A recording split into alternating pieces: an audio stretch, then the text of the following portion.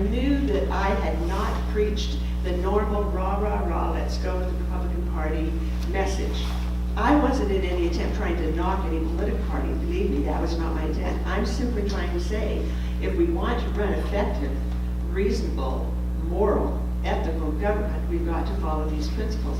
And I knew that I had given them information that had caused them to really think.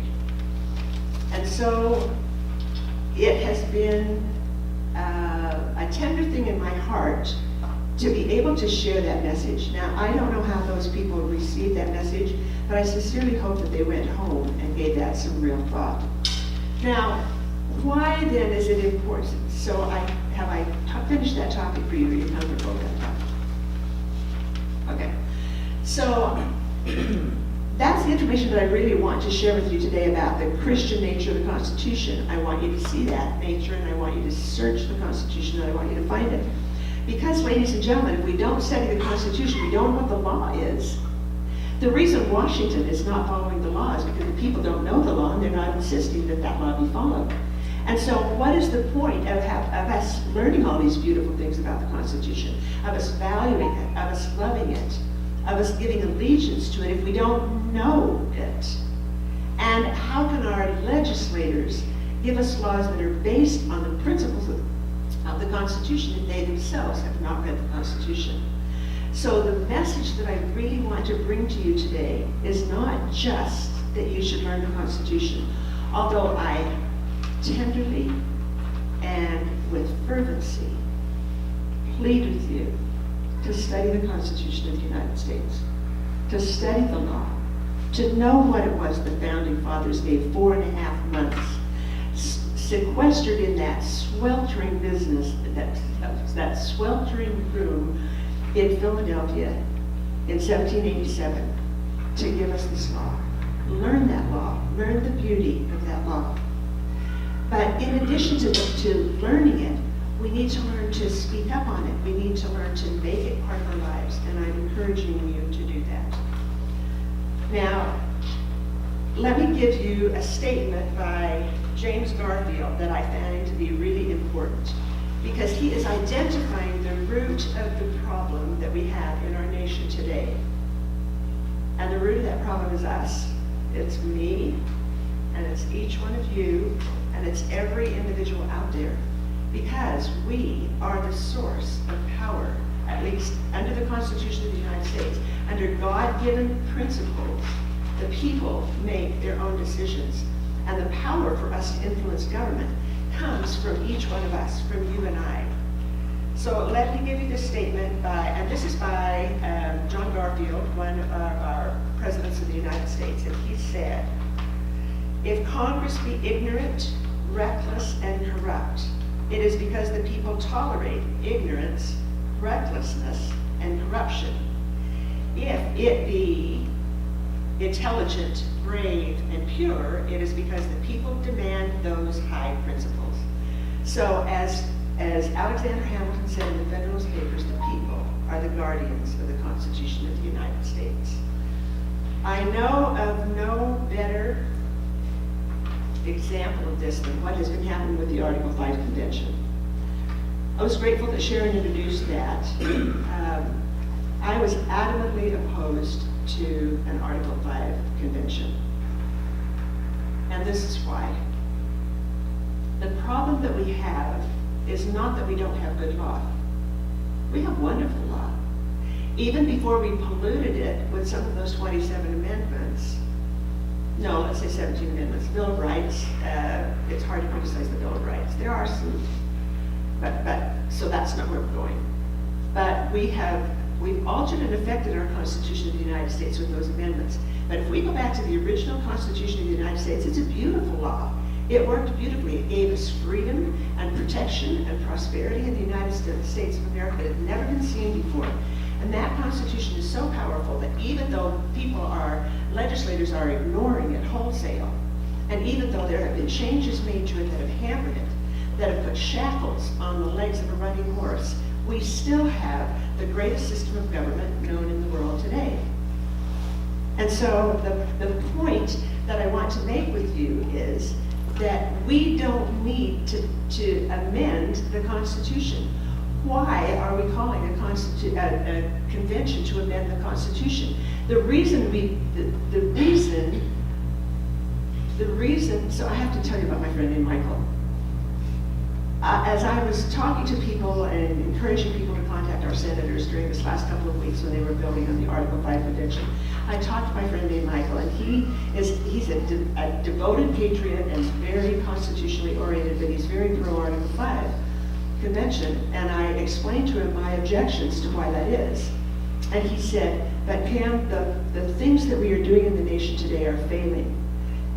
And Article 5 Convention is the opportunity to fix that. And I said, Michael, that's like playing Russian roulette. That's like taking a pistol and putting 1 or 2 bullets in it and then holding it up and shooting with it and hoping that you don't get one of the bullets. By calling this Article 5 Convention, we have the opportunity that the Constitution and many of the principles that we value and admire will either be diminished or even possibly eliminated depending on what happens in that conference. He didn't buy into that at all. And so he said, I see that you have a point, and I feel that that is necessary, but I believe that this option is necessary. And so I said, let me tell you about my experience with the White House Conference on Families, because Sharon mentioned that in the introduction. I have a concern about an Article 5 convention to begin with, because about the convention process. Because you see, we have 2 reasons why people don't obey why people don't follow the Constitution. One of those reasons is that they don't know it. And the second reason is that they ignore it. Well, why don't we, instead of trying to change the law and bring in more laws that the people who are ignoring what we have can continue to ignore, why don't we educate the people? Why don't we correct the concept that the people don't know the Constitution? Why don't we teach them the Constitution so that they will value and use what we have, instead of trying to create more laws, adapt it in some way, make it more favorable, compromise with it, whatever the alternative that is going to turn out to be in the end. Why don't we just educate people to the law instead? And I believe that that is the only method that we have to solving the problems that we have in the United States of America today. Ladies and gentlemen, we don't need more law. The United States Constitution gives us everything that we have. And it gives us enough that we can live under stable principles. I hear the objection raised that we need an amendment in order to clear up the judicial system, but there are provisions made in the Constitution of the United States for us to control the Supreme Court. And those are some of the things that are being ignored, and a lot of people don't even know that they're there. We don't need to amend the Constitution of the United States. We need to just live by the Constitution. But let me share with you what my concerns are about the convention process as a whole. So in 1978-9, when Jimmy Carter was running for president, he promised the American people that if they would elect him, he would call a conference of the families throughout the United States and have them come together so that they could tell government what it was they wanted government to do for their families, to strengthen their families. Do any of you remember that process? Any of you have heard of that? Well, I was elected as a delegate from the state of Nebraska. My husband was a career Air Force officer. We were stationed at Offutt Air Force Base in Bellevue, Nebraska. I was pregnant with my 7th child, but I had a baby before we went to the conference. It was a sweet time for me. I was very invested in defending the lives of innocent babies. And so I was elected to go to this conference, and in the conference, there were two of them held, and I went to the one that was held in Los Angeles. And in this conference, we were divided into small groups to work on specific topics. And then, as we would work on those topics, we would take our ideas into a larger group, where several small groups met together, and we would vote on the 3 top principles to come out of our group. And then that group would blend together with other groups at same size into a much larger group, where we would again vote on 3 principles. And then we would finally, after this process was concluded, we would all go into a general conference where we would vote on these principles all told. I was in the group dealing with media and the family.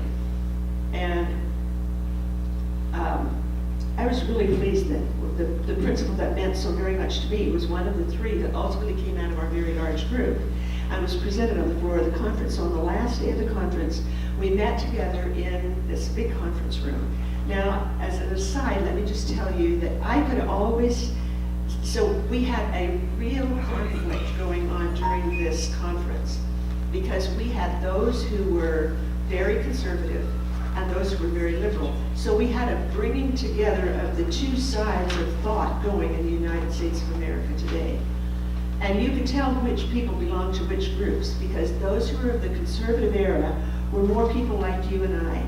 And those of the liberal area, that we could spot them so easily. They were dressed in three-piece business suits, their hair was perfectly coiffed, their nails were perfectly done, they were all wearing high heels. The rest of us were all there the way we came from home, where we were taking care of our children. And so we put this conference together, but always with this great conflict going on between the two. So it was an interesting process. You see, this is an interesting thing to have gone through. So we went into the general conference on the last day. And at the beginning of that conference, where we were to take our final votes, the woman who was in charge of the White House Conference on Families went to the podium. She was one of the liberals. She went to the podium, stood at the podium, and announced a change in the rules. The change that she announced invalidated much of what we had done. And all of us knew it. All of us in the conservative movement knew it. She announced that change, and instantly, many of us jumped to our feet, myself being one of them, and we started yelling out loud, "You can't do that!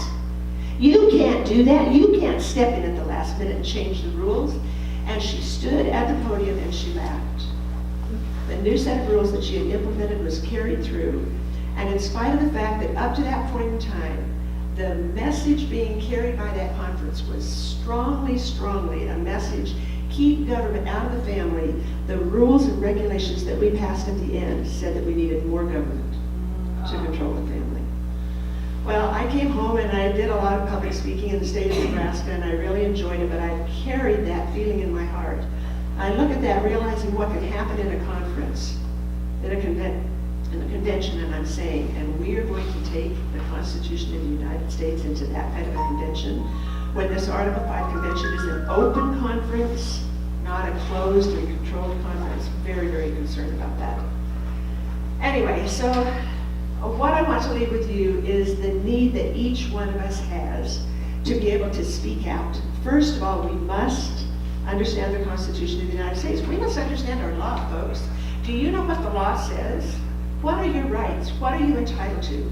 What benefits have been given to you by our founding fathers? Those rights should stand. Remember, God's law is discoverable. You can always find it. It is fixed. It never changes. And it is unchanging in that it will apply throughout, and it will remain the same through all periods of time. That is the law by which we want to live. We do not want to see our Constitution turned into a man-made document.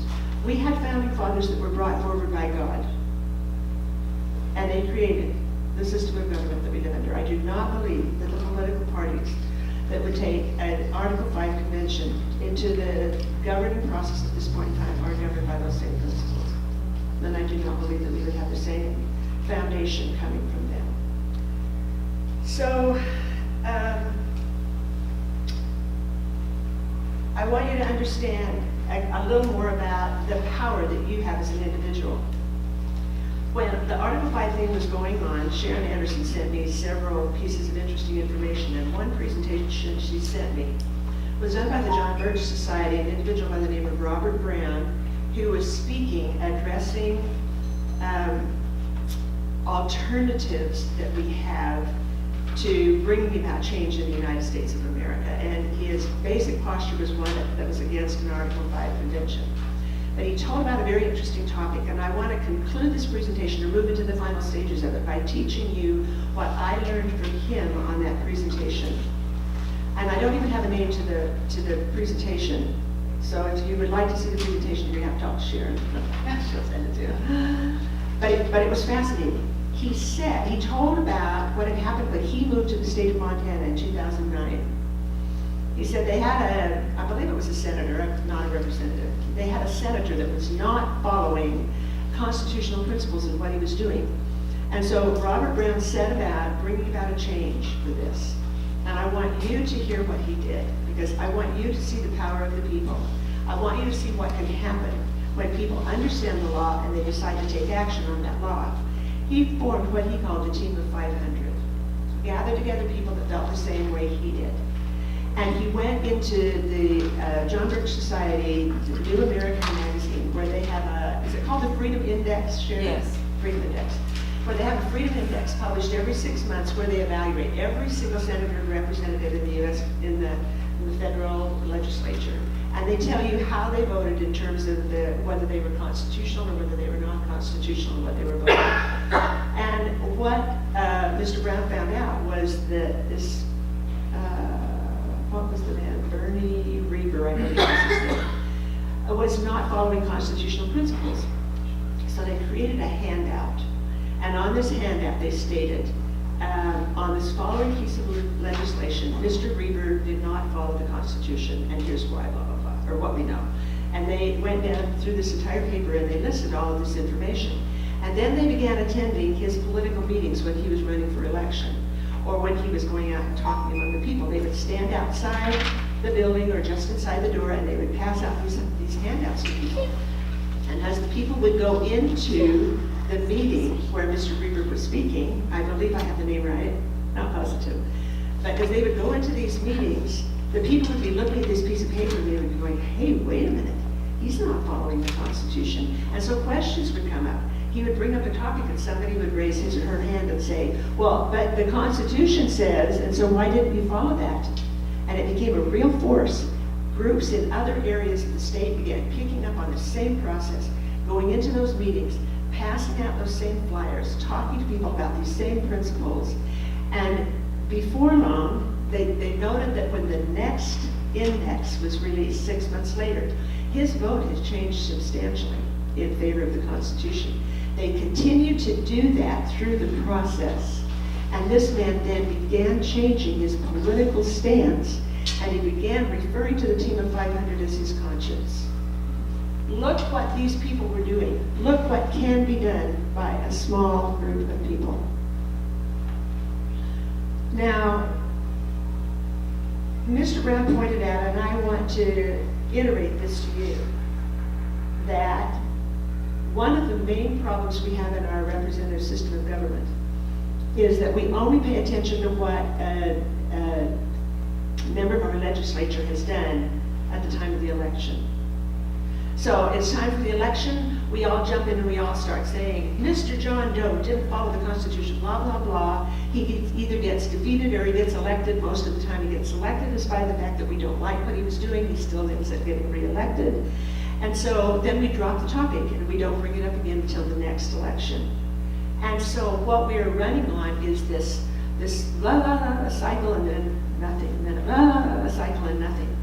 And Mr. Brown stated, and I would advocate this to you as I've thought about this, if we want to see a change in representative government, we need to vote in the right people, but we also need to hold them responsible for what they do between elections.